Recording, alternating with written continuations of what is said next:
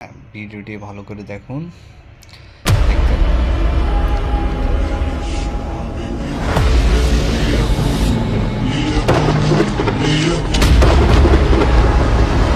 2028 সালে ইমাম মাহাদির আগমন। সত্যি কি শুক্রবার রাতে তার আবির্ভাব হবে? আসসালামু আলাইকুম ওয়া রাহমাতুল্লাহ। প্রিয় দর্শক, ইমাম মাহাদির আত্মপ্রকাশ কবে হবে, এই বিষয়টি নিয়ে প্রত্যেক যুগেই চলছে নানা রকম ভবিষ্যৎবাণী। যদিও নির্দিষ্ট সময়টি আল্লাহ ছাড়া আর কেউ জানেন না, তারপরেও কেবলমাত্র সতর্কতার জন্য ইমাম মাহাদির আগমনের কাছাকাছি সময়ে ও কিছু আলামত নিয়ে আলোচনা করতে চাই। কারণ হাদিসের যথার্থতা অথবা সঠিক ব্যাখ্যা না জানার কারণে কেউ কেউ মনে করেন কয়েক বছরের মধ্যেই হয়তো ইমাম মাহাদির আগমন হবে। আবার কেউ কেউ মনে করেন ইমাম মাহাদির আগমন আরো শত শত বছর পরে হবে। যদিও এর কোনোটাই সঠিক নয়, তবে বর্তমানে ইমাম মাহদি আত্মপ্রকাশের কোনো কোনো আলামত কাকতালীয়ভাবে মিলেও যাচ্ছে। আবার এখনও কিছু আলামত এখনও বাস্তবায়নের বাকি রয়েছে। তাই এই পরিস্থিতিতে আজ আমরা এ বিষয়ে বিস্তারিত আলোচনা করতে চাই। তুর্কি খিলাফত ধ্বংস। প্রিয় দর্শক, ইমাম মাহদি আগমনের সময় নিয়ে বেশ কিছু আলামত জানা যায়। যেমন হযরত আবু কুবাইল রহমতুল্লাহি আলাইহি হতে বর্ণিত, তিনি বলেন 104 বছর পর মাহদির উপর মানুষ ভিড় করবে। ইবনে লাহিয়া বলেন উক্ত হিসাবটা আজমি তথা অনারবি হিসাব মতে, আরবি হিসাব মতে নয়। আমরা সবাই জানি তুর্কি খিলাফত আনুষ্ঠানিকভাবে 1924 সালে বিলুপ্ত করা হয়েছিল। সুতরাং 1924 যোগ 104 সমান 2028 সাল। এই হিসাবে ইমাম মাহদির 2028 সালে আবির্ভাব হওয়ার কথা। কারণ একমাত্র তুর্কি খিলাফত হল আজমি বা অনারবি খিলাফত। এছাড়া 4 খলিফার খিলাফত বা খিলাফতে রশিদা, উমাইয়া খিলাফত, আব্বাসীয় খিলাফত, ফাতেমীয় খিলাফত সবগুলোই আরবদের মাধ্যমে প্রতিষ্ঠিত। তাই আজমি খিলাফত অবসানের 104 বছর পর ইমাম মাহদির খিলাফত প্রতিষ্ঠিত হলে তার হাতে বায়াত গ্রহণ করার জন্য মানুষের ভিড়ের কথা বলা হয়েছে। 15ই রমজানের বিকট শব্দ। হযরত ফিরোজ দাইলামি বর্ণনা করেন, কোন এক রমজানে আওয়াজ আসবে। সাহাবীগণ জিজ্ঞাসা করলেন, হে আল্লাহর রাসূল, রমজানের শুরুতে নাকি মাঝামাঝি সময় নাকি শেষ দিকে? নবীজি সাল্লাল্লাহু আলাইহি সাল্লাম বলেন, না, বরং রমজানের মাঝামাঝি সময়, ঠিক মধ্য রমজানের রাতে। শুক্রবার রাতে আকাশ থেকে একটা শব্দ আসবে। সেই শব্দের প্রচণ্ডতায় 70,000 মানুষ সংজ্ঞা হারিয়ে ফেলবে আর 70,000 বধির হয়ে যাবে। সৌদি আরবের ক্যালেন্ডার অনুযায়ী 15ই রমজানের শুক্রবার হয় 1449 হিজরি বা 11 ফেব্রুয়ারি 2028 সালে। রমজান মাস শুরু হবে শুক্রবারে।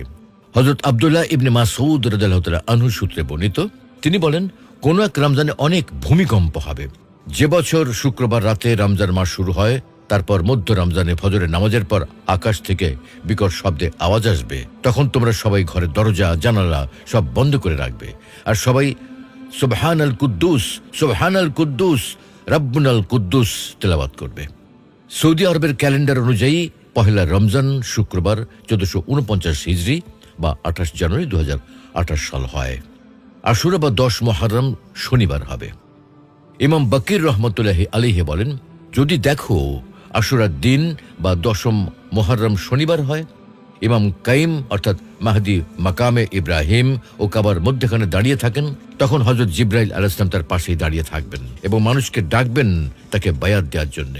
সৌদি আরবের ক্যালেন্ডার অনুযায়ী 10 মুহররম শনিবার 1450 হিজরি বা 3 জুন 2028 সাল হয়।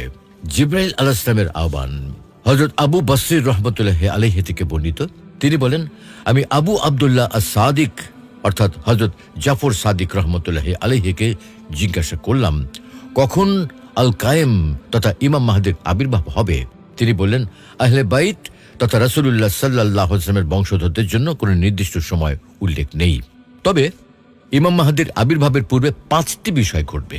যেমন আকাশ থেকে আহ্বান ভেসে আসবে, সুফিয়ানির উত্থান হবে, খোরাসানে বাহিনীর আত্মপ্রকাশ হবে, নিরপরাধ মানুষকে ব্যাপক হারে হত্যা করা হবে এবং বাইদার প্রান্তে মরুভূমিতে একটি বিশাল বাহিনী ধ্বংস হবে।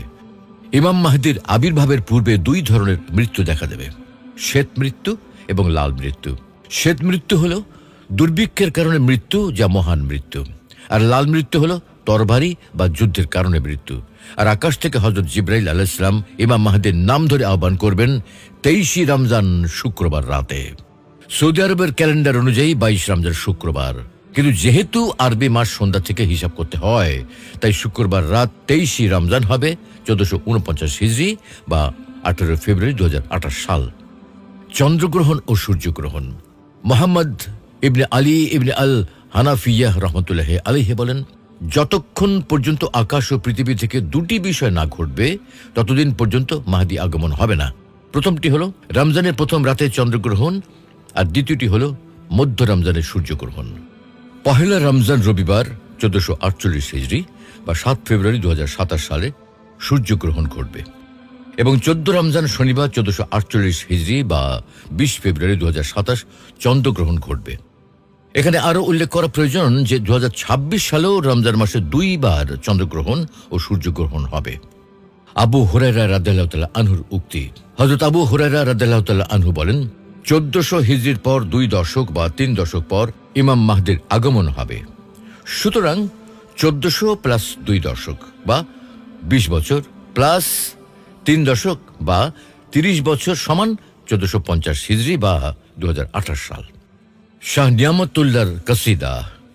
শাহ নিয়ামতুল্লাহর কাসিদা মূলত ভারতীয় উপমহাদেশের বিভিন্ন বিষয়ের উপর ভবিষ্যৎবাণী করা একটি কবিতা। কাসিদা লেখা হয়েছে 1158 সালে।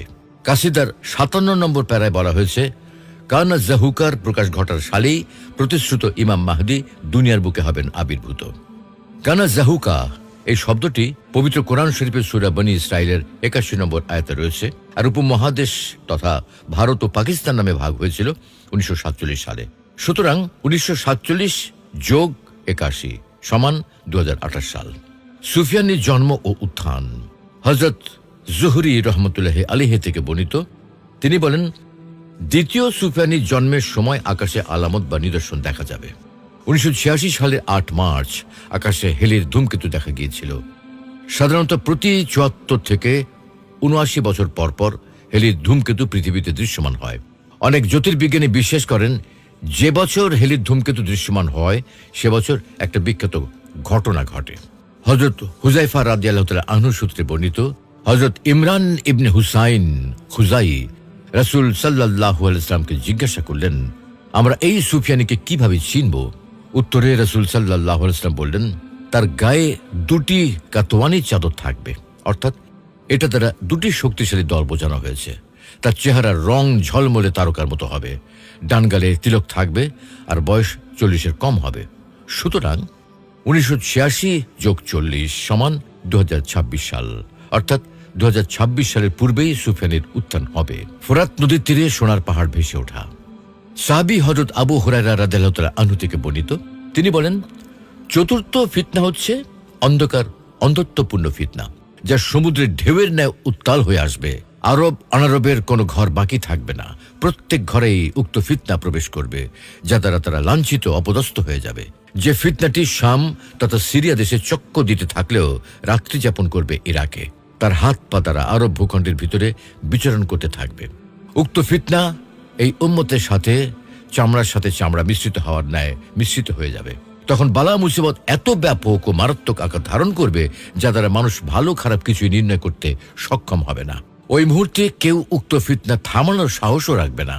একদিকে একটু শান্তি সুবাতাস বইলেও অন্যদিকে তীব্র আকার ধারণ করবে। মানুষ সকালবেলা মুসলমান থাকলেও সন্ধ্যা হতে হতে সে আবার কাফেরও হয়ে যাবে। উক্ত ফিতনা থেকে কেউ বাঁচতে পারবে না, কিন্তু ওই লোক বাঁচতে পারে যে সমুদ্রের ডুবন্ত ব্যক্তির ন্যায় করুণ সুরে আকুতি জানাতে থাকে। সেটা প্রায় 12 বছর পর্যন্ত স্থায়ী থাকবে।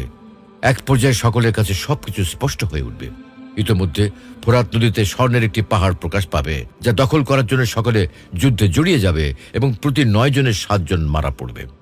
অনেকের মতে চতুর্থ ফিতনা হলো সিরিয়ার যুদ্ধ, যা শুরু হয়েছিল 2011 সালে। সেটা 12 বছর স্থায়ী থাকবে। তারপর ফোরাত নদীর তীরে সোনার পাহাড় ভেসে উঠবে। সুতরাং 2011 যোগ 12 সমান 2023 সাল। এখানে উল্লেখ করা প্রয়োজন, ফোরাত নদীর তীরে সোনার পাহাড় দখলকে কেন্দ্র করে যুদ্ধের পরপরই ইরাকের কুফা তথা মসুল নগরীতে কালো পতাকাবাহী দলের উপর গণহত্যা সংঘটিত হবে। তারপরেই খোরাসানের কালো পতাকাবাহী বাহিনীর আত্মপ্রকাশ হবে। হযরত ইবনুল হানাফিয়াহ রহমতুল্লাহ আলাইহি থেকে বর্ণিত, খোরাসান থেকে কালো ঝান্ডাবাহী দল এবং শুয়াইব ইবনে সালেহ ও ইমাম মাহদীর আত্মপ্রকাশ এবং ইমাম মাহদীর হাতে ক্ষমতা আসা 72 মাস বা 6 বছরের মধ্যে সংঘটিত হবে। সুতরাং ইমাম মাহদির হাতে খিলাফতের ক্ষমতা যাবে 2023+6 সমান 2029 সাল, অর্থাৎ 2029 সালের পূর্বেই মাহদির হাতে রাজত্ব যাবে। পবিত্র কাবা শরীফে হত্যাকাণ্ড। 1400 হিজরিতে ইমাম মাহদিকে কেন্দ্র করে লোকজন জড়ো হবে, অর্থাৎ 1400 হিজরি বা 1979 সাল। 1979 সালে হজের সময় জুহাইমান আল কুতাইবি নামে এক ব্যক্তি তার শ্যালককে ইমাম মাহদি হিসেবে পরিচিত করে পবিত্র কাবা শরীফ 15 দিন অবরুদ্ধ করে রাখে। তারপর পাকিস্তান ও ফ্রান্সের সেনাবাহিনীর সহায়তায় তাদেরকে হত্যা করা হয়। হযরত তাবে রহমতুল্লাহ আলাইহি থেকে বর্ণিত, তিনি বলেন, আশ্রয় প্রার্থী অচিরেই মক্কার নিকট আশ্রয় চাইবে, কিন্তু তাকে হত্যা করে দেওয়া হবে। অতঃপর মানুষ তাদের যুগের কিছুকাল বসবাস করবে।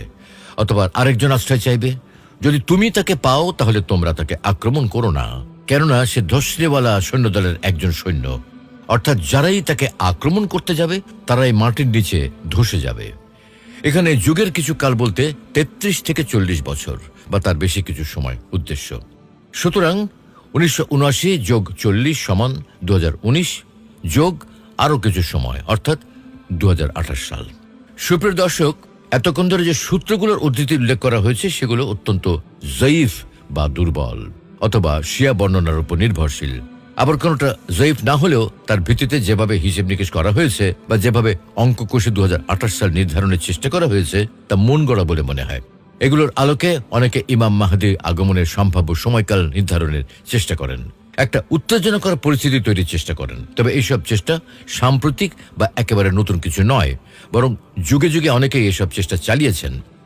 ইতিহাস সাক্ষ্য দিচ্ছে, রাসূল করিম সাল্লাল্লাহু আলাইহি ওয়াসাল্লামের ইন্তেকালের পর এই পৃথিবীতে ইমাম মাহদি হওয়ার দাবিদার বহু লোকের আবির্ভাব ঘটেছে এবং ঘটছে।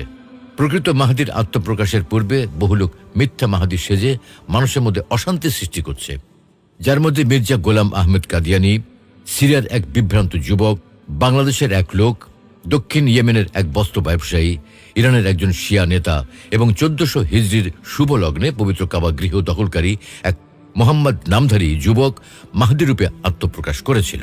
কিন্তু তাদের কারোরই পরিণাম সুখের হয়নি। মির্জা গোলাম আহমেদ কাদিয়ানি পায়খানায় পড়ে প্রাণ হারায়। সিরিয়ার বিভ্রান্ত যুবকটিকে বিষাক্ত বিচ্ছু কামড়িয়ে হত্যা করে। বাংলাদেশের লোকটি পেশাব পায়খানা চাটতে চাটতে মৃত্যুমুখে পতিত হয়। বস্ত্র ব্যবসায়ীটি বন্য কুকুরের আক্রমণে মারা যায়। শিয়া নেতা গুলিবিদ্ধ হয়ে মারা গেছে বলে শোনা যায়। অনুরূপভাবে ভণ্ড নবী দাবিদার গণের পরিণাম অত্যন্ত ভয়াবহ ও মর্মন্তুদ হয়েছিল। আসলে ইমাম মাহদি অর্থাৎ একজন সত্য ন্যায়ের উপর প্রতিষ্ঠিত মুসলিম শাসক কিয়ামতের পূর্বে আগমন করবেন। এটা অনেক সহিহ হাদিস দ্বারা বোঝা যায়। তবে ঠিক কখন তিনি আগমন করবেন এ ব্যাপারে সুনির্দিষ্ট কত সাল বা তারিখ তা জানা যায় না, বরং তিনি কিয়ামতের পূর্বে আখেরি জামানায় আসবেন এটাই কেবল জানা যায়। আল্লাহ রাব্বুল আলামিন আমাদের সকলকে ইমাম মাহদির বিষয়ে বিভ্রান্ত হওয়া থেকে হেফাজত করুন। আমিন।